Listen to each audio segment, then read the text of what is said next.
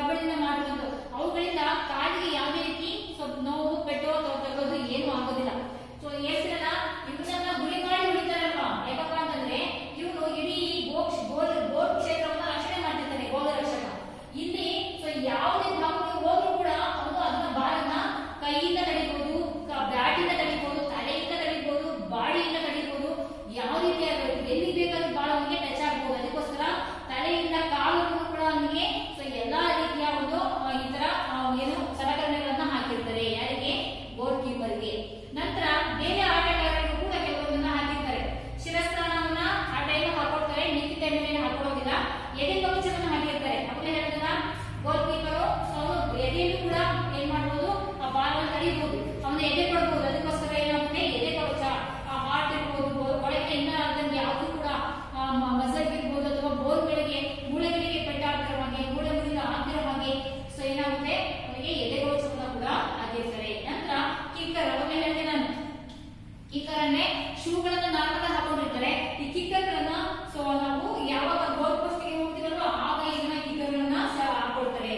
Next ತೋಳು ಕವಚ ಅಂತ ಹೇಳ್ತಾರೆ. ಈ ತೋಳಿನ ಕವಚವನ್ನ ಪೂರ್ತಿಯಾಗಿ ಈ ಪುಸ್ತಕದಲ್ಲಿ ನೋಡಬಹುದು. ಅವನ ಯೂನಿಫಾರ್ಮ್ ಒಂದ್ ಕಡೆ ಆದ್ರೆ ಇನ್ನೊಂದ್ ಕಡೆ ಪೂರ್ತಿಯಾಗಿ ಸೊ ಅವನ ಎಲ್ಲಾ ಅಂಗಾಂಗಗಳಿಗೆ ಸೊ ತಲೆಯಿಂದ ಕಾಲಕ್ಕೂ ಕೂಡ ಎಲ್ಲಾ ಬಾಡಿ ಎಲ್ಲ ಪಾರ್ಟ್ಗಳಿಗೆ ಸೊ ಕವಚಗಳನ್ನು ಮಾಡ್ತಾರೆ. ಅದೇ ರೀತಿಯಾಗಿ ತೋಳು ಕವಚ ಕೂಡ ಒಂದು. ತೋಳಿಗೆ ಕೂಡ ಏನಾಗ್ಬೋದು, ಬಾಲನ್ನ ಹೊಡಿಬೇಕಾದ್ರೆ, ಸ್ಕೂಪ್ ಮಾಡ್ಬೇಕಾದ್ರೆ, ಹಾರಿಸಬೇಕಾದ್ರೆ ಮೇಲಕ್ಕೆ ಸೊ ತೋಳಿಗೆ ಒಂದು ಬಲವಾದ ಹೊಡೆತ ಬೀಳ್ಬಹುದು. ಅದಕ್ಕೋಸ್ಕರ ಏನ್ ಮಾಡ್ತಾರೆ, ತೋಳು ಕವಚವನ್ನು ಕೂಡ ಅವರು ಹಾಕೊಂಡಿರ್ತಾರೆ. ಅದೇ ತರ ತೊಡೆ ಸಂಧಿ ಕವಚ ಅಂತ ಹೇಳ್ತೀವಿ. ಸೊ ಯಾಕಪ್ಪ ಅಂತಂದ್ರೆ ಇವುಗಳು ರಕ್ಷಣೆ ಮಾಡ್ಕೊಳ್ಳೇಬೇಕು. ಸೊ ಇದು ಇಲ್ಲಂದ್ರೆ ಪ್ರಾಣಿಕ ಅಪಾಯ ಇರುತ್ತೆ. ಅದಕ್ಕೋಸ್ಕರ ತೊಡೆ ಸಂಧಿ ಕವಚವನ್ನು ಕೂಡ ಸೊ ಹಾಕಿರ್ತಾರೆ. ಇದೆಲ್ಲದೂ ಕೂಡ ಸೊ ಈ ಒಂದು ಯಾರು ಗೋಲ್ ರಕ್ಷಣೆ ಮಾಡುವಂತಹ ಆಟಗಾರರು ಈ ಎಲ್ಲಾ ಒಂದು ಇದನ್ನು ಕೂಡ ಹಾಕೊಂಡಿರ್ತಾರೆ. ಇನ್ನು ಮಾಮೂಲಿಯಾಗಿ ನಾರ್ಮಲ್ ಪ್ಲೇಯರ್ಸ್ ಗಳು ಏನೇನು ಹಾಕೊಂಡಿರ್ತಾರೆ ಅಂತಂದ್ರೆ, ಗೊತ್ತವ್ರಿಗೆ ಯಾರು ಗೋಲ್ ರಕ್ಷಣೆ ಮಾಡ್ಲಿಕ್ಕೆ 5 ಜನ ಒಳಗೆ ಹೋಗ್ತಾರೆ ಅವ್ರಿಗೆ ಈ ಎಲ್ಲಾ ಸೊ ಇದನ್ನ ತಂದಿರ್ತಾರೆ, ಇಟ್ಕೊಂಡಿರ್ತಾರೆ. ನಂತರ ಸೊ ಮಿಕ್ಕಿದ ಪ್ಲೇಯರ್ ಏನು ಹಾಕಿರ್ಬೇಕು, ಮಾಮೂಲಿಯಾಗಿ ಟಿ ಶರ್ಟ್ ಹಾಕೊಂಡಿರ್ತಾರೆ, ಜೊತೆಗೆ ಏನೇನು ಹಾಕೊಂಡಿರ್ತಾರೆ ಇವುಗಳನ್ನು ಹಾಕಿರ್ತಾರೆ. ಅವರು ಯಾವ್ದನ್ನ ಈ ಎದೆ ಕವಚ, ಶಿರಸ್ತ್ರಾಣ ಇವುಗಳನ್ನು ಹಾಕಿಲ್ಲ ಅಂದ್ರೂ ಕೂಡ ಸೊ ಇವುಗಳನ್ನ ಇಷ್ಟನ್ನು ಹಾಕೊಂಡಿರ್ತಾರೆ. ಏನು ಹೆಲ್ಮೆಟ್ ಅನ್ನು ಕೂಡ ಫಸ್ಟ್ ಹಾಕೋದಿಲ್ಲ, ಅನ್ನ ಹಾಕೋತಾರೆ. ಫಸ್ಟ್ ಮೌತ್ ಗಾರ್ಡ್ ಅನ್ನು ಹಾಕೊಳ್ತಾರೆ. ಯಾಕಂದ್ರೆ ಆಟದ ಸಂದರ್ಭದಲ್ಲಿ ಏನಾಗ್ಬೋದು, ಸೊ ಈಗ ತಗಳಿ ಅವ್ರಿಗೆ ಇಂಜುರಿ ಆಗ್ಬೋದು, ಬಸಳಿಗಳಿಗೆ ನೋವಾಗ್ಬೋದು, ಬ್ಯಾಟೆ ತಗೊಳ್ಬಹುದು, ನಾವು ಸ್ಕೂಪ್ ಮಾಡ್ಬೇಕಾದ್ರೆ ಬ್ಯಾಟೆ ತಗೊಳ್ಬಹುದು, ಬಾಲೆ ಹೊಡಿಬಹುದು. ಯಾಕಂದ್ರೆ ನಾವು ಗಾರ್ಡ್ ಮಾಡ್ತಾ ಇರ್ತೀವಿ. ಹಾಕಿ ಆಟಗಳು ನಾವು ಒಬ್ಬನ ಜೊತೆ ಇನ್ನೊಬ್ಬನ ಇರ್ತಾನೆ, ಒಬ್ಬ ಗಾಳಿಗಾರ ಮತ್ತೊಬ್ಬ ರಕ್ಷಣಾಗಾರ. ಅಂದ್ರೆ ಅವನಿಂದ ಬಾಲನ್ನ ಹಸ್ಕೊಳ್ಳಿಕ್ಕೆ ಅವನು ಬ್ಯಾಟ್ ಅಲ್ಲಿ ಸೆಣಸಾಡ್ತಾ ಇರ್ತಾನೆ. ಸೊ ಪರ್ಪಸ್ಫುಲಿ ಯಾರು ಕೂಡ ಮ್ಯಾಟ್ ಮೇಲೆ ಟಚ್ ಮಾಡೋವಾಗಿಲ್ಲ. ಬ್ಯಾಟ್ ಇಂದ ಕಾಲಿಗಾಯ್ತು ಅಥವಾ ಬಾಲಿಂದ ಕಾಲಿಗಾಯ್ತು ಹೊಡ್ಕೊಳಂಗಿಲ್ಲ, ಅಥವಾ ಬಾಲನ್ನ ಕಾಲಿಂದ ರಕ್ಷಣೆ ಮಾಡ್ಕೊಳ್ಳೋವಾಗಿಲ್ಲ, ತಳ್ಕೊಂಡು ಬಾಲನ್ನ ಕಾಲಿಂದ ರಕ್ಷಣೆ ಮಾಡೋವಾಗಿರಲ್ಲ. ಸೊ ಈ ಒಂದು ಸಂದರ್ಭದಲ್ಲಿ ಸೊ ಏನಾಗುತ್ತೆ, ಇಂಟೆನ್ಷನಲಿ ಅಂದ್ರೆ ಕೆಲವು ಸರಿ ಉದ್ದೇಶಪೂರ್ವಕವಾಗಿ ಅಥವಾ ಸೊ ಏನೋ ಗೋಲ್ನ ಹೊಡೆಯುವಂತಹ ರಭಸದಲ್ಲಿ ಕೆಲವು ಸರಿ ಇಂಜುರಿಗಳು ಆಗ್ತವೆ. ಇಂತಹ ಇಂಜುರಿಗಳು ಆಗಬಾರ್ದು ಅನ್ನೋ ಕಾರಣಕ್ಕೆ ಏನ್ ಮಾಡ್ತಾರಪ್ಪ ಅಂದ್ರೆ ಈ ಮೌತ್ ಗಾರ್ಡ್ ಅನ್ನ ಹಾಕೊಳ್ತಾರೆ. ಸೊ ಅಂದ್ರೆ ಆ ಅಲ್ಲಿನ ಹೊಸಲಿಗೆ ಏಟ್ ಬಿಡಬಾರ್ದು ಅಥವಾ ಹಲ್ಲಿಗೆ ಏಟ್ ಬಿಡಬಾರ್ದು ಅಂತ ಈ ಒಂದು ಇದನ್ನ ಎಲ್ಲರೂ ಸೊ ಏನೋ ಹಾಕಿ ಪ್ಲೇಯರ್ ಎಲ್ಲರೂ ಕೂಡ ಇದನ್ನ ಹಾಕಿರ್ತಾರೆ. ನೆಕ್ಸ್ಟ್ ಶೀನ್ ಗಾರ್ಡ್, ಇದನ್ನು ಕೂಡ ಎಲ್ಲರೂ ಕಂಪಲ್ಸರಿ ಹಾಕಿರ್ತಾರೆ. ಸೊ ಶೂ ಜೊತೆಗೆ ಶೀನ್ ಗಾರ್ಡ್ ಅನ್ನ ಹಾಕೊಂಡೆ ಆಟವನ್ನ ಆಡುವಂಥದ್ದು. ಮತ್ತೆ ಹೇಳಿದ್ನಲ್ಲ, ಆಟ ಆಡಬೇಕಾದ್ರೆ ಇಂಜುರಿ ಆಗ್ತಾರೆ. ಅದಕ್ಕೋಸ್ಕರ ಈ ಶೀನ್ ಗಾರ್ಡ್ ಮೊಣಕಾಲಿಂದ ಕೆಳಗೆ ಪಾದದವರೆಗೆ ಈ ಶೀನ್ ಗಾರ್ಡ್ ಅನ್ನು ಹಾಕೊಂಡಿರ್ತಾರೆ. ಕೈ ಕವಚವನ್ನು ಹಾಕಿರ್ಲಿಕ್ಕೆ ಸೊ ಕೈ ಕವಚವನ್ನ ಹಾಕೊಂಡೇ ಇರ್ತಾರೆ ಅವರು ಯಾವಾಗಲೂ. ಸೊ ಇದನ್ನ ಎಲ್ಲಾ ಪ್ಲೇಯರ್ ನಾರ್ಮಲ್ ಆಗಿ ಹಾಕುವಂತ ಇದು ಶೂ ಹಾಕಿರ್ತಾರೆ. ಅದಾಗಲ್ಲ ಸೊ ಕಿಕ್ಕರ್ ಅನ್ನ ಯಾವಾಗ ಹಾಕೋತಾರೆ, ಸೊ ಇಲ್ಲಿ ಬಾಲನ್ನ ಕಾಲಿನ ತಡೆಯುವಂತ ಸಂದರ್ಭ ಯಾವಾಗ ಬರ್ತಕ್ಕಲ್ಲ ಅವಾಗ ಕಿಕ್ಕರ್ ಅನ್ನ ಹಾಕೊಳ್ತಾರೆ. ಅದಾಗಲ್ಲ ಇನ್ನು 4 ಪ್ಲೇಯರ್ ಇವುಗಳನ್ನ ಹಾಕೊಂಡೇ ಇರ್ತಾರೆ. ಅದಾಗಲ್ಲ ಸೊ ಇದಿಷ್ಟು ಪ್ಲೇಯರ್ ಗಳು ಹಾಕುವಂತಹ ಗೋಲ್ ಕೀಪರ್ ಮತ್ತೆ ಪ್ಲೇಯರ್ ಗಳ ಒಂದು ವಸ್ತ್ರ ವಿನ್ಯಾಸ, ಅವರು ಏನೇನೆಲ್ಲ ಸಲಕರಣೆಗಳನ್ನ ಹಾಕೊಳ್ತಾರೆ ಅಂತ ಹೇಳ್ಬಿಟ್ಟು. ಸೊ ಮುಂದೆ ನಾವು ನೋಡೋಣ. ಓಕೆ, ಈಗ ಮೊದಲ ನಾವು ಆಟಿ ಆಟದ ಸಾಮಾನ್ಯ ನಿಯಮಗಳ ಬಗ್ಗೆ ತಿಳ್ಕೊಳ್ತಾ ಹೋಗೋಣ. ಈ ಆಟಿ ಆಟದಲ್ಲಿ ಎಷ್ಟು ಜನ ಪ್ಲೇಯರ್ ಇರ್ತಾರೆ? ನಮಗೆ ಹೇಳಿದೆ 11 ಜನ ಆಕ್ಟಿವ್ ಪ್ಲೇಯರ್ಗಳು, 5 ಜನ ಸಬ್ಸ್ಟಿಟ್ಯೂಟ್ ಪ್ಲೇಯರ್ಗಳು, ಒಟ್ಟು 16 ಜನ ಪ್ಲೇಯರ್ಗಳು ಇರ್ತಾರೆ. ಹೌದಲ್ಲ? ಇದು ಆಟಿ ಆಟದ ಮೊದಲನೇ ಸಾಮಾನ್ಯ ನಿಯಮ. ಯಾಕಪ್ಪ ಇಷ್ಟೇ ಜನ ಆಟಗಾರರು ಇರಬೇಕು ಅಂತ. ಆಕ್ಟಿವ್ ಪ್ಲೇಯರ್ಗಳು 11 ಜನ, ಸಬ್ಸ್ಟಿಟ್ಯೂಟ್ ಪ್ಲೇಯರ್ಗಳು 5 ಜನ, ಒಟ್ಟಾರೆಯಾಗಿ 16 ಜನ ಪ್ಲೇಯರ್ಗಳು ಇರ್ತಾರೆ, ಇನ್ಕ್ಲೂಡಿಂಗ್ ಗೋಲ್ ಕೀಪರ್. ಈ ಗೋಲಿಯನ್ನು ಸೇರ್ಬಿಟ್ಟು ಸೊ ಏನಾಗಿರ್ತಾರೆ 11 ಜನ ಇರ್ತಾರೆ. ನಾನು ಪ್ಲೇಯರ್ಸ್ ಪೊಸಿಷನ್ ತೋರಿಸ್ತಾ ಹೇಳಿದ್ದೆ, ಹೌದಲ್ಲ? 1 2 3 4 5 6 7 8 9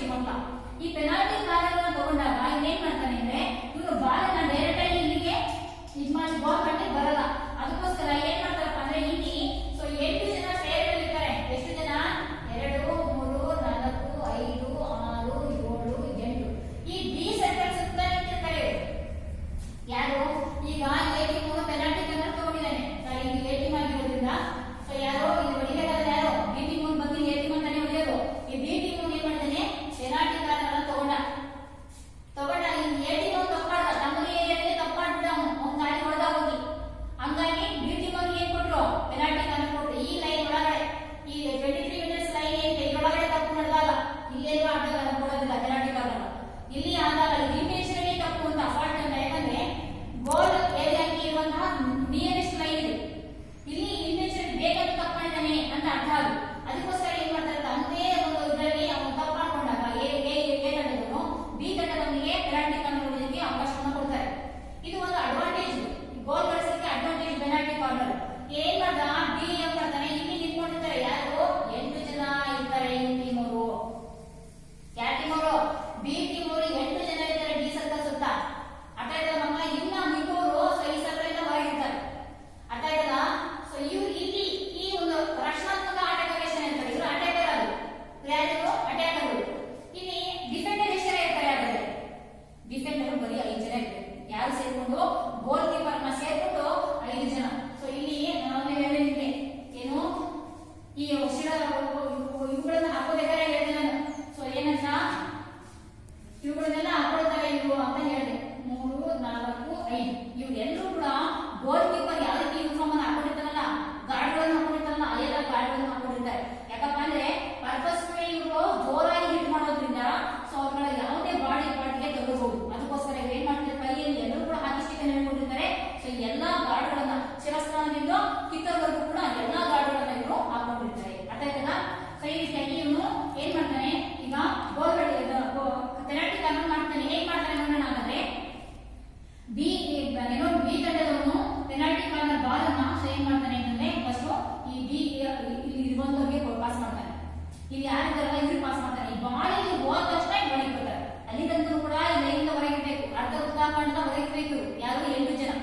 8 ಜನರಲ್ಲಿ ಯಾರೋ ಒಬ್ಬರಿಗೆ ಕೊಡ್ತಾನೆ. ಸೊ ಇವೇನ್ ಮಾಡ್ತಾನೆ, ಇಲ್ಲಿಂದ ಇವನು ಸೊ ಮತ್ತೆ ನಿಯರೆಸ್ಟ್ ಯಾರೋ ಒಬ್ರು ಬರ್ತಾನೆ. ಸೊ ಇಲ್ಲಿಂದನೋ ಲೆಫ್ಟ್ ಇಂದನೋ ರೈಟ್ ಇಂದನೋ ಯಾರೋ ಒಬ್ರು ಬರ್ತಾನೆ. ಅವರಿಗೆ ಆಯ್ತು ಇವ್ರು ಬಾಲ್ ಪಾಸ್ ಆದ್ಮೇಲೆ ಒಳಗಡೆ ಬಂದು 8 ಜನ ಇದ್ದರೆ ಇವ್ರು ಒಳಗಡೆ ಬಂದು ಸೊ ಪೆನಾಲ್ಟಿ ಕಾರ್ನರ್ನ ಮಾಡ್ತಾರೆ. ಫೋರ್ಸ್ ಆಗಿ ಬಾಲ್ ಅನ್ನ ಹೊಡಿತಾರೆ. ಈ 4-5 ಜನ ಏನ್ ಮಾಡ್ತಾರೆ, ಆ ಬಾಲ್ ಅನ್ನ ರಕ್ಷಣೆ ಮಾಡ್ತಾರೆ. ಆದ್ರೂ ಸಹ ಏನ್ ಮಾಡ್ತಾರೆ, ಫ್ಲಿಕ್ ಮಾಡ್ತಾರೆ. ಫ್ಲಿಕ್ ಅಂದ್ರೆ ಸೊ ಸ್ಟ್ರೈಕರ್ ಇರುತ್ತೆ ಗೋಲ್ ಪೋಸ್ಟ್. ಸೊ ಅವ್ರು ಏನೇ ಬ್ಯಾಟ್ ಕೊಟ್ಟರು ಸಹ ಯಾವ ಕಡೆಯಿಂದ ಹೋಗುತ್ತೆ, ಸೊ ಅವರು ಮುಂದ್ಗಡೆ ಮಾಡ್ತಾರನ್ನೋ ಇಲ್ಲ ತಲೆಯಿಂದ ಮಾಡ್ಬೋದು, ಸೈಡ್ ಇಂದ ಮಾಡ್ಬೋದು. ಹೆಚ್ಚಿನ ಏನ್ ಮಾಡ್ತಾರೆ, ಬಲಗಡೆಯಿಂದ ಮಾಡಲ್ಲ, ಬ್ಯಾಟ್ ಇಂದ ಹೊಡಿತಾರೆ ಎಂಬುದು ಎಡಗಡೆಯಿಂದ ಸೊ ಏನ್ ಮಾಡ್ತಾರೆ, ಫ್ಲಿಕ್ ಮಾಡ್ತಾರೆ. ಸೊ ಆಗ ಬ್ಯಾಟ್ ಇಂದ ಅಥವಾ ಅವ್ರ ಕೈಲಿ ಬಾಲ್ ಅನ್ನ ಹಿಡಿಯಲಿಕ್ಕೆ ಆಗಲ್ಲ. ಹೆಚ್ಚಿನ ಪೆನಾಲ್ಟಿ ಕಾರ್ನರ್ ಎರಡು ಸಂದರ್ಭ ಆಗುತ್ತೆ. ಯಾವ ರೀತಿಯಾಗಿ, ಒಂದು ಪೆನಾಲ್ಟಿ ಕಾರ್ನರ್ ಗೋಲ್ ಆಗುತ್ತೆ, ಇನ್ನೊಂದು ಔಟಿಂಗ್ ಹೊರಟೋಗುತ್ತೆ. ಇವ್ರೇನ್ ಮಾಡ್ತಾರೆ, ಬಾಲ್ ಅನ್ನ ತಡೆದ್ಬಿಟ್ಟು ಇಲ್ಲಿಂದ ಹೊರ ಕಳಿಸ್ಬಿಡ್ತಾರೆ, ಇದರಿಂದ ಹೊರ ಕಳಿಸ್ತಾರೆ. ಆಗ ಪುನಃ ಏನಾಗುತ್ತೆ, ಫ್ರೀ ಹಿಟ್ ಸಿಗುತ್ತೆ. ಫ್ರೀ ಹಿಟ್ ಅಂದ್ರೆ ಆಪರೇಟ್ ಎದುರಾಳಿಗೆ ಅಲ್ಲಿಂದ ಫ್ರೀ ಹಿಟ್ ಕೊಡ್ತಾರೆ. ಅರ್ಥ ಆಯ್ತಲ್ಲ. ಮತ್ತೆ ಅಲ್ಲಿಂದ ಪಾಸ್ ಸೆಂಟರ್ ಪಾಸ್ ಅನ್ನ ಕೊಡೋದಿಲ್ಲ. ಈ ರೀತಿಯಾಗಿ ಸೊ ಏನಾದ್ರು ಎರಡೇ ಆಗೋದು, ಬಟ್ ಒಂದು ಗೋಲ್ ಆಗುತ್ತೆ, ಮತ್ತೊಂದು ಸೈಡ್ಗೆ ಹೋಗುತ್ತೆ ಬಾಲ್. ಅರ್ಥ ಹೊರ ಹೋಗುತ್ತೆ, ಅಂಕಣದಿಂದ ಹೊರ ಹೋಗುತ್ತೆ. ಈ ರೀತಿ 2 ಆಗುತ್ತೆ ಅಷ್ಟೇ ಪೆನಾಲ್ಟಿ ಕಾರ್ನರ್. ಇದಕ್ಕೆ ನಾವು ಪೆನಾಲ್ಟಿ ಕಾರ್ನರ್. ಇಂಥ ಸಂದರ್ಭದಲ್ಲಿ ಸೊ ಏನಾಗುತ್ತಪ್ಪ ಅಂದ್ರೆ ಈ ಗೋಲ್ ಪೋಸ್ಟ್ ಒಳಗೆ ಎಷ್ಟು ಜನ ಇರಬೇಕು, 5 ಜನ ಇರಬೇಕು ಅನ್ನೋದು ಆಟದ ನಿಯಮ. ಅರ್ಥ ಆಯ್ತಲ್ಲ ಮಕ್ಕಳೇ. ಇದನ್ನ ಹೇಳೋಕ್ಕೋಸ್ಕರ ನಾನು ಇದನ್ನ ಎಕ್ಸ್ಪ್ಲೇನ್ ಮಾಡಿದ್ದು. ಈ ಗೋಲ್ ಪೋಸ್ಟ್ ಒಳಗೆ ಪೆನಾಲ್ಟಿ ಕಾರ್ನರ್ ಅಥವಾ ಪೆನಾಲ್ಟಿ ಸ್ಟ್ರೋಕ್ ಬೇರೆ, ಪೆನಾಲ್ಟಿ ಕಾರ್ನರ್ ಇದೆ. ಪೆನಾಲ್ಟಿ ಕಾರ್ನರ್ ಸಂದರ್ಭದಲ್ಲಿ ಗೋಲ್ ಪೋಸ್ಟ್ ನಲ್ಲಿ ಸೊ ಎಷ್ಟು ಜನ ಇರಬೇಕು, ಡಿಫೆಂಡರ್ಗಳು, ರಕ್ಷಣಾತ್ಮಕ ಆಟಗಾರರು 5 ಜನ, ಗೋಲಿನ ಸೇರಿ 5 ಜನ ಆಟಗಾರರು ಇರ್ತಾರೆ. ಇದಿಷ್ಟು ಪೆನಾಲ್ಟಿ ಕಾರ್ನರ್ ಆಗಿದೆ. ಹಾಗಾದ್ರೆ ಪೆನಾಲ್ಟಿ ಸ್ಟ್ರೋಕ್ ಅಂದ್ರೆ ಏನು, ಪೆನಾಲ್ಟಿ ಸ್ಟ್ರೋಕ್ ಅಂದ್ರೆ ಏನು ಅದನ್ನ ನೋಡೋಣ ನಾವೀಗ. ಈ ಪೆನಾಲ್ಟಿ ಸ್ಟ್ರೋಕ್ ಅಲ್ಲಿ ಇದನ್ನ ಏನಾಗುತ್ತೆ, ಎಲ್ಲಿ ತಪ್ಪು ಮಾಡ್ತಾರೆ, ಈ ಲೈನ್ ಒಳಗಡೆ ತಪ್ಪು ಮಾಡಿದ್ರೆ ಪೆನಾಲ್ಟಿ ಕಾರ್ನರ್ ಆಯ್ತು ತಮ್ಮದೇ ಕ್ಷೇತ್ರದಲ್ಲಿ. ಯಾರು ಎ ಕ್ಷೇತ್ರದಲ್ಲಿ ಸೊ ತಪ್ಪು ಮಾಡಿದ್ರೆ ಡಿ ಎಂ ಹೊಡೆದ್ರೆ ಡಿ ಎಂ ಕೊಟ್ರು. ಇಲ್ಲೇನಾಗುತ್ತೆ, ಈ ಡಿ ಸರ್ಕಲ್ ಒಳಗೆ ಏನಾದ್ರು ತಪ್ಪು ಮಾಡ್ಕೊಂಡ್ರೆ ಏನಾಯ್ತು, ಸ್ಟ್ರೋಕ್ ಅನ್ನ ಮಾಡ್ತಿದ್ರು. ಈ ಡಿ ಅರ್ಧವೃತ್ತಾಕಾರದ ಒಳಗಡೆ ಈ 16 ಮೀಟರ್ ಯಾರು ಅಂತ ಹೇಳ್ತಾರೆ ನಾವೇ, ಈ 16 ಮೀಟರ್ ಯಾವ ಲೈನ್ ಇದೆಯಲ್ಲ ಈ ಅರ್ಧವೃತ್ತಾಕಾರ ಇದ್ರೊಳಗೆ ಏನಾದ್ರು ತಪ್ಪು ಮಾಡಿದ್ರೆ ಪೆನಾಲ್ಟಿ ಸ್ಟ್ರೋಕ್ ಅನ್ನ ಕೊಡ್ತಾರೆ. ಅಂತ ಪೆನಾಲ್ಟಿ ಸ್ಟ್ರೋಕ್ ಪೆನಾಲ್ಟಿ ಕಾರ್ನರ್ ಗಿಂತಲೂ ಕೂಡ ಗೋಲ್ ಹೊಡೆಯುವವನಿಗೆ ಅಡ್ವಾಂಟೇಜ್ ಜಾಸ್ತಿ. ಯಾಕಪ್ಪ ಅಂದ್ರೆ ಪೆನಾಲ್ಟಿ ಕಾರ್ನರ್ ನ ಡಿ ಓವರ್ಗಿಂತ ಹೊರಗಿಂದ ತಗೊಳ್ತಾರೆ, ಪೆನಾಲ್ಟಿ ಸ್ಟ್ರೋಕ್ ನ ಸ್ಟ್ರೋಕ್ ಪಾಯಿಂಟ್ ಇಂದ ತಗೊಳ್ತಾರೆ. ಇದು ಡಿ ಏರಿಯಾ ಒಳಗಡೆನೇ ಇರುತ್ತೆ.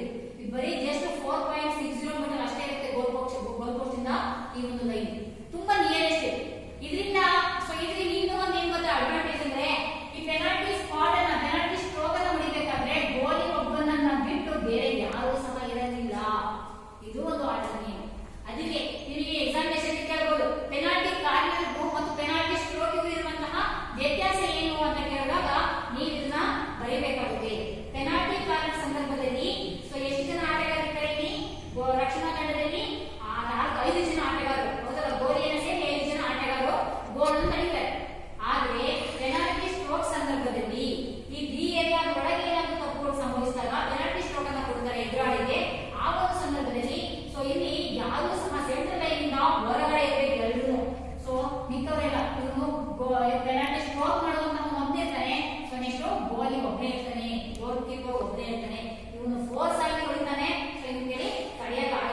ಹೋಗಿ 5 ಜನರ ರಕ್ಷಣೆ ಮಾಡೋದೇ ಕಷ್ಟ. ಸೊ ಒಬ್ಬರಿಗೆ ತಡೆಯಕ್ಕಾಗುತ್ತಾ? ಸೊ ಅದಕ್ಕೆ ಅವನು ಎಲ್ಲಾ ಬಾಡಿಯಲ್ಲಿ ಬಾಡನೆ ಬಳಸ್ತಾನೆ. ಅವನ ಕೈಲಿ ಹಾಕಿ ಸ್ಟಿಕ್ ಇರುತ್ತೆ, ತಲೆಯಿಂದಲೂ ಕುದುತ್ತಾನೆ ಕೆಲವು ಸರಿ, ಸೊ ನೆಗಿತಾನೆ, ಜಂಪ್ ಮಾಡ್ತಾನೆ, ಬಾಳನ್ನ ಹಾಕಿ ಕಾಲಿಂದಲೂ ಕೂಡ ಕೆಲವು ಸರಿ ಕೆಳಗಿಂದ ಹೊಡೆಯಕ್ಕೆ ಹೋದ್ರೆ ಕಾಲಿನ ತಡಿತಾನೆ. ಹೇಗ್ ಬೇಕಾದ್ರೂ ಅವನು ತಡಿಬಹುದು. ಈ ಒಂದು ಅವಕಾಶ ನಮಗೆ ಇರೋದು. ಬಾಡಿಯ ಯಾವುದೇ ಭಾಗದಲ್ಲಿ ಬಾಲನ್ನ ಟಚ್ ಮಾಡುವಂತ ಅವಕಾಶ ಯಾರಿಗಿದೆ? ಗೋಲ್ ಕೀಪರ್ ಬಿಟ್ರೆ ಯಾರಿಗಿಲ್ಲ. ಯಾರಿಗೂ ಸಹ ಕಾಲಿಂದ ಬಾಲನ್ನ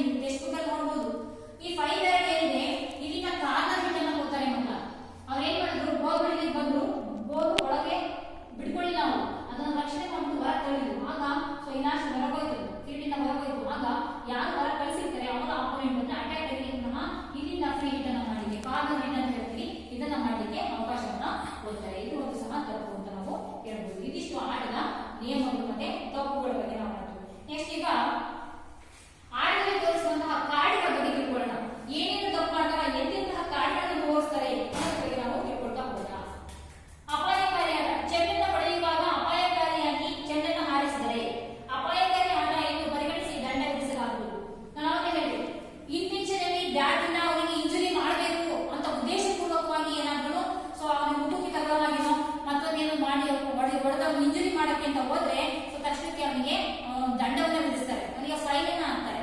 ಸೊ ಅದರಲ್ಲಿ 3 ವಿಧಗಳಿವೆ. ಯಾವ್ಯಾವ ದಂಡವನ್ನ ಹಾಕ್ತಾರೆ?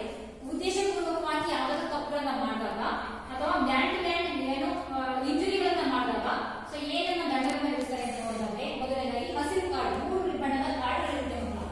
ಮೊದಲನೇದಾಗಿ ಹಸಿರು ಬಣ್ಣ, ಎರಡನೇದು ಯೆಲ್ಲೋ ಕಲರ್ ಇರುತ್ತೆ, ನೆಕ್ಸ್ಟ್ ರೆಡ್ ಕಾರ್ಡ್ ಇರುತ್ತೆ. ಇನ್ನೊಂದು ಏನು ಸೊ ಗ್ರೀನ್, ಯೆಲ್ಲೋ ಮತ್ತೆ ರೆಡ್, ಈ ರೀತಿಯಾಗಿ 3 ಬಣ್ಣದ ಕಾರ್ಡ್ಗಳನ್ನ ಇಲ್ಲಿ ಬಳಸ್ತಾರೆ. ಸೊ ಈ ಹಸಿರು ಕಾರ್ಡ್ ಅನ್ನ, ಗ್ರೀನ್ ಬಣ್ಣದ ಕಾರ್ಡ್ ಅನ್ನ ಯಾವಾಗ ಬಳಸ್ತಾರೆ ಅಂತ ನಾವು ನೋಡೋಣ. ಆಟಗಾರರಿಗೆ ಎಚ್ಚರಿಕೆ ನೀಡಲು ಈ ಕಾರ್ಡ್ ಅನ್ನ ಬಳಸ್ತಾರೆ. ಏನಾದ್ರೂ ತಪ್ಪಾಗ್ತಾ ಇದೆ ಸೊ ಅವನು ಏನ್ ಮಾಡ್ತಾರೆ, ಇಲ್ಲಿ ಪ್ಲೇಯರ್ ನಾಗವಾಗಿ ಇಲ್ಲಿ ತಪ್ಪು, ಇಲ್ಲಿ ತಪ್ಪಾದಾಗ ಪೆನಾಲ್ಟಿ ಪೆನಾಲ್ಟಿ ಸ್ಟ್ರೋಕ್ ಕೊಟ್ಬಿಡ್ತಾರೆ, ಅದಾಯ್ತಲ್ಲ. ಸೊ ಇಲ್ಲಿ ಏನೋ ಅವನು ತಪ್ಪನ್ನ ಮಾಡಿದ್ದಾನೆ ಈ ಭಾಗದಲ್ಲಿ. ಸೊ ಆಗ ಏನ್ ಮಾಡ್ತಾರೆ, ವಾರ್ನ್ ಮಾಡ್ತಾರೆ. ವಾರ್ನ್ ಮಾಡ್ಲಿಕ್ಕೆ, ನೋಡಪ್ಪ ನೀನು ಪದೇ ಪದೇ ಅದು ಮಾಡಿ ತಪ್ಪನ್ನೇ ಮಾಡ್ತಾ ಇದೀಯಾ ಅಂತ ವಾರ್ನ್ ಮಾಡ್ಲಿಕ್ಕೆ ಹಸಿರು ಕಾರ್ಡ್ ಅನ್ನ ತೋರಿಸ್ತಾರೆ. ಇದು ವಾರ್ನಿಂಗ್ ಅಷ್ಟೇನೆ, ಇದರಿಂದ ಯಾವುದೇ ದಂಡ ಆಗಲಿ ಮತ್ತೊಂದು ಮತ್ತೆ ಅದೇ ತಪ್ಪನ್ನ ಪುನಃ ಮಾಡ್ತಾ ಹೋದ್ರೆ ಬೇರೆ ಬೇರೆ ಕಾರ್ಡ್ಗಳನ್ನು ತೋರಿಸ್ತಾರೆ. ಏನೇನಾಗುತ್ತೆ ನೋಡೋಣ. ನೆಕ್ಸ್ಟ್ ಹಳದಿ ಕಾರ್ಡ್, ಇನ್ನು ನೆಕ್ಸ್ಟ್ ಎರಡನೇ ಬಂದು ಯೆಲ್ಲೋ ಕಾರ್ಡ್. ಈ ಹಳದಿ ಕಾರ್ಡ್ ಅನ್ನ ಯಾವಾಗ ತೋರಿಸ್ತಾರೆ ಅಂತಂದ್ರೆ, ಆಟಗಾರರಿಗೆ 5 ನಿಮಿಷ ತಾತ್ಕಾಲಿಕವಾಗಿ ಅಂಕಣದಿಂದ ಹೊರಗೆ ಉಚ್ಚಾಟಿಸುವಂತೆ ಶಿಕ್ಷೆ ವಿಧಿಸಲು ಬಳಸ್ತಾರೆ. ಇವನು ಫಸ್ಟ್ ಒಂದ್ಸರಿ ಹಸಿರು ಕಾರ್ಡ್ ತೋರಿಸಿದ್ರು, ವಾರ್ನ್ ಮಾಡಿದ್ರು, ಮತ್ತೆ ಅದೇ ತಪ್ಪನ್ನ ಮುಂದುವರಿಸ್ತಾವ ಅಥವಾ ಬೇರೆ ಯಾರು ಮತ್ತೆ ಮಾಡ್ತಾರೆ ಪುನಃ ಮಾಡ್ತಾ ಇದ್ದಾನೆ. ಸೊ ಹಾಗಾಗಿ ಯೆಲ್ಲೋ ಕಾರ್ಡ್ ಅನ್ನು ತೋರಿಸ್ತಾರೆ. ಅವಾಗ 5 ನಿಮಿಷ ಆಟದಿಂದ ಸಸ್ಪೆನ್ಷನ್, ಆಟದಿಂದ ಹೊರಬಿಡಬೇಕು. ಆ ಪಂದ್ಯದಿಂದ ಆಟದಿಂದ 5 ನಿಮಿಷ ಹೊರ ಹೋಗ್ತಾನೆ. ಅರ್ಥ ಆಯ್ತಲ್ಲ ಮಕ್ಕಳ? 5 ನಿಮಿಷ ಆಟಕ್ಕೆ ಬರೋವಾಗಿಲ್ಲ. ಸೊ ಇದನ್ನ ಟೈಮ್ ಮಾಡ್ಕೊಡಕ್ಕೆ ಟೈಮ್ ಕೀಪರ್ ಇರ್ತಾರೆ. 5 ನಿಮಿಷ ಆಟಕ್ಕೆ ಒಂದು ದಂಡಕ್ಕೆ ಬರ್ತಾನೆ. ಅಷ್ಟರವರೆಗೆ ಸೊ ಅವರು ಏನು 11 ಜನರಲ್ಲಿ ಒಬ್ಬ ಕಡಿಮೆ ಆಗ್ತಾನೆ. ಅಲ್ಲಿಗೆ ಎಷ್ಟು 10 ಜನನೇ ಆಟವನ್ನ ಆಡ್ತಾ ಇರಬೇಕು. ಗೋಲ್ ಇದ್ರೆ ಇನ್ನು ಮಿಕ್ಕವರು ಎಷ್ಟು ಜನ ಇರ್ತಾರೆ, 9 ಜನ, ಅವರೇ ಆಟವನ್ನ ಆಡ್ತಾ ಇರಬೇಕಾಗುತ್ತೆ. ಸೊ 5 ನಿಮಿಷ ಸಸ್ಪೆನ್ಷನ್, ಆಟದಿಂದ ಹೊರಗೆ ಹಾಕ್ತಾರೆ. ಯಾವುದು ಯೆಲ್ಲೋ ಕಾರ್ಡ್ ಅನ್ನು ತೋರಿಸಿ ಮತ್ತು ಆಟವನ್ನು ತಪ್ಪನ್ನ ಮುಂದುವರಿಸಿದೆ. ನೆಕ್ಸ್ಟ್ ಇನ್ನೂ ತಪ್ಪುಗಳನ್ನ ಮಾಡ್ದ, ಮತ್ತೆ ತಪ್ಪುಗಳನ್ನ, ಇವನು ಗ್ರೀನ್ ಕಾರ್ಡ್ ತಗೊಂಡಿದ್ದ, ಯೆಲ್ಲೋ ಕಾರ್ಡ್ ನೆಕ್ಸ್ಟ್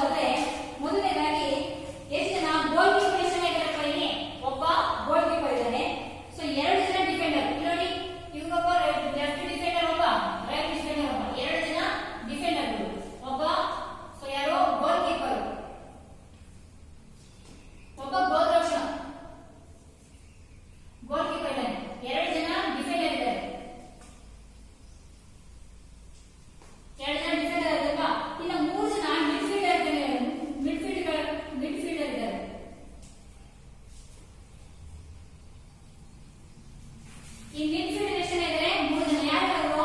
ಇಲ್ಲಿ ನೋಡಿ ಮಧ್ಯಭಾಗದಲ್ಲಿ ಆಟದ ಲಕ್ಷಣ ಆಟದ ಕ್ಷೇತ್ರದ ಮಧ್ಯಭಾಗದಲ್ಲಿ ಇದ್ದಾರಲ್ಲ, left midfielder, centre midfielder, next right midfielder. ಇವರು 3 ಜನ ಇದ್ದಾರಲ್ಲ, ಇವರು ಮಿಡ್ಫೀಲ್ಡರ್ಗಳು.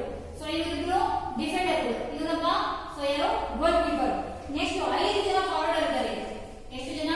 5 ಜನ ಫಾರ್ವರ್ಡರ್. ಇಲ್ಲಿ ನೋಡಿ, ಸೊ ಟೋಟಲ್ ಆಗಿ ಆಟದ ಕ್ಷೇತ್ರವನ್ನ ಮತ್ತು ಆಟಗಾರರನ್ನ ನಾವು ಈ ರೀತಿಯಾಗಿ ವಿಭಾಗವನ್ನ ಮಾಡ್ಕೊಳ್ತೀವಿ. ಮೊದಲನೇದಾಗಿ ಯಾರು? ಒಬ್ಬ ಗೋಲ್ ರಕ್ಷಕ. ಸೊ ಗೋಲ್ ಕೀಪರ್ ಒಬ್ಬ ಇದ್ದಾನೆ. ಸೊ ಇವನು ಈ ಕ್ಷೇತ್ರದ ರಕ್ಷಣೆಯನ್ನ ಮಾಡ್ಕೊಳ್ತಾನೆ. ಎರಡನೇದಾಗಿ ಡಿಫೆಂಡರ್. 2 ಜನ ಡಿಫೆಂಡರ್ ಇದ್ದಾರೆ. ಯಾರು? ಲೆಫ್ಟ್, ಸೊ ಲೆಫ್ಟ್ ಡಿಫೆಂಡರ್ ಒಬ್ಬ. ಸೊ ನೆಕ್ಸ್ಟ್ ರೈಟ್ ಡಿಫೆಂಡರ್ ಒಬ್ಬ. ಇವರಿಬ್ರು ಸೊ ಡಿಫೆಂಡರ್ ಆಯಿತು. ನೆಕ್ಸ್ಟ್ 3 ಜನ ಮಿಡ್ಫೀಲ್ಡರ್ಗಳು. ಯಾರು ಮಿಡ್ಫೀಲ್ಡರ್ ಅಂದ್ರೆ ಮಧ್ಯಭಾಗದಲ್ಲಿ, ಅಂಕಣದ ಮಧ್ಯಭಾಗದಲ್ಲಿ ಏನಿರಲ್ಲ ಇದಕ್ಕೆ. So left midfielder, centre fielder, centre so forwarder ಅಂತ ಹೇಳ್ತೀವಿ, ಸೆಂಟರ್ ಫೀಲ್ಡರ್ ಅಂತ ಕೂಡ ಹೇಳ್ತೀವಿ, ಮಧ್ಯದ ಆಟಗಾರ ಅಂತ. Next right midfielder. ಇವರು 3 ಜನ ಮಿಡ್ಫೀಲ್ಡರ್ಗಳಿದ್ದಾರೆ. ಅದಾಯ್ತಲ್ಲ. ಸೊ ಮಧ್ಯದ ಆಟದ ಅಂಕಣದ ಮಧ್ಯಭಾಗದಲ್ಲಿ ಆಟವನ್ನು ಆಡುವಂತರು. ನೆಕ್ಸ್ಟ್ 5 ಜನ ಫಾರ್ವರ್ಡರ್ ಇದ್ದಾರೆ. ಫಾರ್ವರ್ಡರ್ ಅಂತ ಕೂಡ ಹೇಳ್ತೀವಿ, ಇವನ್ನ ಅಟ್ಯಾಕರ್ ಅಂತ ಕೂಡ ಹೇಳ್ತೀವಿ. ಈ 5 ಜನ 1 2 3 4 5. ಮೊದಲನೇದು ಇನ್ನರ್, ಸೊ ಫಾರ್ವರ್ಡ್ ಅಥವಾ inner attacker, left inner attacker, right inner attacker. Attacker next so left forwarder ಅಥವಾ ಅಟ್ಯಾಕರ್, ಸೊ ಸೆಂಟರ್ ಫಾರ್ವರ್ಡ್ ಅಥವಾ centre attacker, next right forward ಅಥವಾ ರೈಟ್ ಅಟ್ಯಾಕರ್. ಅದಲ್ಲ ಈ ರೀತಿಯಾಗಿ 5 ಜನ ಅಟ್ಯಾಕರ್ಗಳು, ಸೊ 3 ಜನ ಮಿಡ್ಫೀಲ್ಡರ್ಗಳು, 2 ಜನ ಸೊ ಡಿಫೆಂಡರ್ಗಳು, ಮತ್ತೊಬ್ಬ ಯಾರು? ಗೋಲ್ ಕೀಪರ್. ಟೋಟಲ್ ಆಗಿ 11 ಜನ ಈ ರೀತಿಯಾಗಿ ಸೊ ಆಟದ ಕ್ಷೇತ್ರದಲ್ಲಿ ಅರೇಂಜ್ ಆಗಿರ್ತಾರೆ. ಯಾವ ರೀತಿಯಾಗಿ ಒಬ್ಬೊಬ್ಬರಿಗೆ ಒಬ್ಬೊಬ್ರು ಕರೆಕ್ಟ್ ಆಗಿ ಸೊ ಅದನ್ನ ಡಿಫೆಂಡ್ ಅನ್ನ ಮಾಡ್ಕೊಳ್ತಾ, ಸೊ ಅಟ್ಯಾಕ್ ಅನ್ನ ಮಾಡ್ಕೊಳ್ತಾ ರಕ್ಷಣೆಯನ್ನ ಮಾಡ್ಕೊಳ್ತಾ ಇರ್ತಾರೆ. ಸೊ ಅವರ ಕ್ಷೇತ್ರದಲ್ಲಿ ಗೋಲ್ ಆಗಿರೋ ಹಾಗೆ ತಡೆಯುವಂತದ್ದು ಇದೆಲ್ಲರ ಕೆಲಸ ಆಗಿರುತ್ತೆ. ಹಾಗಾಗಿ ಅವರು ಸೊ ಇದರಲ್ಲಿ ಡ್ರಿಬಲ್ ಮಾಡಬಹುದು, ಪಾಸ್ ಮಾಡಬಹುದು, ಮತ್ತೆ ಸ್ಕೂಪ್ ಅಂದ್ರೆ ಸೊ ಮೇಲೆ ಹಾರಿಸುವಂತದ್ದು. ಇದನ್ನ ಬಾಲನ್ನ ಮೇಲಕ್ಕೆ ಹಾರಿಸಬಹುದು. ಬ್ಯಾಟ್ ಅನ್ನ ಮಾತ್ರ ಶೋಲ್ಡರ್ ಮೇಲಿಂದ ತಗೊಂಡು ಹೋಗೋ ಆಗಿರಲ್ಲ. ಹಂಗಾಗಿ ಸ್ಕೂಪ್ ಅನ್ನ ಮಾಡೋದು ಅಂತಂದ್ರೆ ದೂರದಲ್ಲಿ ಇರ್ತಾರೆ ಅಂತ ಸಂದರ್ಭದಲ್ಲಿ, ನಮಗೆ ಗೋಲ್ ಹೊಡೆಯುವಂತಹ ಸಂದರ್ಭದಲ್ಲಿ ಸಹ ಗೋಲ್ ತಡೆತಡೆಯ ಕಾರಣಕ್ಕೆ ಏನ್ ಮಾಡಬಹುದು? ತಲೆ ಮೇಲಿಂದ ಸ್ಕೂಪ್ ಅನ್ನ ಮಾಡಬಹುದು. ಬಾಲನ್ನ ನೇರಕ್ಕೆ ಫ್ಲಿಕ್ ಅಂತ ಕೂಡ ಹೇಳ್ತೀವಿ ನಾವು. ಫ್ಲಿಕ್ ಅಂತ ಹಾರಿಸೋದು. ಸೊ ಹಾರಿಸಬಹುದು. ಪಾಸ್ ಕೊಡೋದು ಅಂತಂದ್ರೆ ಸೊ ನಮ್ಮ ಟೀಮಿಂದ ಮತ್ತೊಬ್ಬ ನಮ್ಮ ತಂಡದ ಸಹ ಆಟಗಾರನಿಗೆ ಅದನ್ನ ಪಾಸ್ ಕೊಡಬಹುದು. ಅವನಿಗೆ ಗೋಲ್ ರಕ್ಷಣೆ ಹತ್ರ ಆಗುತ್ತೆ, ಗೋಲ್ ಪೋಸ್ಟ್ ಹತ್ರ ಆಗುತ್ತೆ, ನಮಗೆ ಪಾಸ್ ಕೊಡಬಹುದು. ಅದಕ್ಕೆ ಹಿಟ್ ಸಹ ಮಾಡಬಹುದು. ಹಿಟ್ಟಂದ್ರೆ ಸೊ ಎದುರಾಳಿಗಳು ಬಂದು ಅಲ್ಲಿ ಬಾಲನ್ನ ಕಸ್ಕೋಬಹುದು ಅನ್ನೋ ಕಾರಣಕ್ಕೆ ಜೋರಾಗಿ ಫಾಸ್ಟ್ ಆಗಿ ಹಿಟ್ ಮಾಡಬಹುದು. ಅದಾಯ್ತಲ್ಲ. ಸೊ ಆದ್ರೆ ಯಾವುದೇ ಮಾಡಿದ್ರು ಕೂಡ ಆ ಹಾಕಿ ಸ್ಟಿಕ್ ನ ಸೊ ಸರ್ಫೇಸ್ ಅಂದ್ರೆ ಯಾವ್ದಿರುತ್ತೆ, ಫ್ಲಾಟ್ ಸರ್ಫೇಸ್, ಅಲ್ಲಿನೇ ಸೊ ಬಾಲನ್ನ ಕಳಿಸಬೇಕು. ಸೊ ಈ ರೀತಿಯಾಗಿ ಡ್ರಿಬಲ್, ಇದರಲ್ಲಿ ಬರುವಂತಹ ಕೌಶಲ್ಯಗಳು ಡ್ರಿಬಲ್, ಸೊ ಪಾಸ್, ಮತ್ತೆ ಹಿಟ್ಟು, ಮತ್ತೆ ಸ್ಕೂಪ್, ಈ ರೀತಿಯಾಗಿ ಸೊ ಅವುಗಳನ್ನ ಮಾಡ್ತಾ ಹೋಗಬಹುದು. ಈ ರೀತಿಯಾಗಿ ಈ ಹಾಕಿ ಅಂಕಣದ ಒಂದು ಅಳತೆ, ಆಯತಾಕಾರದ ಅಂಕಣದ ಅಳತೆ, ಮತ್ತೆ ಈ ಪ್ಲೇಯರ್ಸ್ ಎಷ್ಟು ಜನ, ಈ ಪ್ಲೇಯರ್ಸ್ ಗಳ ಪೊಸಿಷನ್, ನೆಕ್ಸ್ಟ್ ಗೋಲ್ ಕೀಪರ್ ನ ಕೆಲಸ ಏನು, ಸೊ ಪೆನಾಲ್ಟಿ ಕಾರ್ನರ್ ಮತ್ತು ಪೆನಾಲ್ಟಿ ಸ್ಟ್ರೋಕ್ ಸಂದರ್ಭದಲ್ಲಿ ಇವರು ಯಾವ ರೀತಿಯಾದಂತಹ ಕವಚಗಳನ್ನ ಹಾಕೊಳ್ತಾರೆ, ನೆಕ್ಸ್ಟ್ ಎಷ್ಟು ಜನ ಗೋಲ್ ಪೋಸ್ಟ್ ಆಗಿರ್ತಾರೆ, ನೆಕ್ಸ್ಟ್ ಮಿಕ್ಕವರೆಲ್ಲ ಎಲ್ಲಿರ್ಬೇಕು, ಸೆಂಟ್ರಲ್ ಇಂದ ಹೊರಗಿರ್ಬೇಕು, ಈ ಎಲ್ಲಾ ವಿಚಾರಗಳನ್ನ ನಾವು ತಿಳ್ಕೊಂಡ್ವಿ. ಪ್ರಾರಂಭದಲ್ಲಿ ಆಯ್ಕೆ ಆಟದ ಇತಿಹಾಸ, ನಂತರ ಅದು ಬೆಳೆದು ಬಂದ ದಾರಿ, ಯಾವ ರೀತಿಯಾಗಿ ಸೊ ಅದನ್ನ ಒಲಿಂಪಿಕ್ ಗೆ ಸೇರ್ಪಡೆ ಮಾಡಿದ್ರು, ನಂತರದಲ್ಲಿ ಹಾಕಿ ಆಟದ ಸಲಕರಣೆಗಳ ಬಗ್ಗೆ ತಿಳ್ಕೊಳ್ತಾ ಹೋದ್ವಿ. ಸೊ ಬ್ಯಾಟ್, ಬಾಲು, ಹಾಕಿ ಸ್ಟಿಕ್, ಬಾಲ್, ಮತ್ತೆ ಅಲ್ಲಿ ಬಳಸುವಂತಹ ವಿವಿಧ ಗಾರ್ಡ್ಗಳ ಬಗ್ಗೆ ತಿಳ್ಕೊಂಡ್ವಿ. ಸೊ ಇದೆಲ್ಲದರ ಬಗ್ಗೆ ಕೂಡ ಸಾಮಾನ್ಯ ನಿಯಮಗಳ ಬಗ್ಗೆ ಕೂಡ ನಾವು ತಿಳ್ಕೊಳ್ತಾ ಹೋದ್ವಿ. ತಪ್ಪುಗಳು, ಫೌಲ್ಗಳು, ಯಾವ ಫೌಲ್ಗಳಿಗೆ ನಾವು ಸೊ ಎದುರಾಳಿ ಅಂಕಣಕ್ಕೆ ಸೊ ಈ ಪೆನಾಲ್ಟಿ ಸ್ಟ್ರೋಕ್ ಇರ್ಬೋದು, ಪೆನಾಲ್ಟಿ ಕಾರ್ನರ್ ಇರ್ಬೋದು, ಅಥವಾ ಕಿಟ್ ಆಗಿರ್ಬೋದು, ಇವೆಲ್ಲ ಕೊಡ್ತಾರೆ ಅನ್ನೋದ್ರ ಬಗ್ಗೆ ಕೂಡ ನಾವು ತಿಳ್ಕೊಳ್ತಾ ಹೋದ್ವಿ. ಮಕ್ಕಳ ಮುಂದಿನ ತರಗತಿಯಲ್ಲಿ ಇದರ ವಿವಿಧ ಸ್ಕಿಲ್ಗಳ ಬಗ್ಗೆ, ಸೊ ಆಟದ ಸ್ಕಿಲ್ಗಳ ಬಗ್ಗೆ ನಾವು ತಿಳ್ಕೊಳ್ತಾ ಹೋಗೋಣ. ಸೊ ಇದರಲ್ಲಿ ಸರ್ವಿಸ್ ಹೇಗಿರುತ್ತೆ, ಸೊ ಯಾವ್ಯಾವುದನ್ನ ಬಳಸಿ ಯಾವ ರೀತಿಯಾಗಿ ಅಂಕಗಳನ್ನ ಗಳಿಸೋದು ಅನ್ನೋದ್ರ ಬಗ್ಗೆ ಮುಂದಿನ ತರಗತಿಯಲ್ಲಿ ನಾವು ತಿಳ್ಕೊಳ್ಳೋಣ. ಇವತ್ತು ನಿಮಗೆ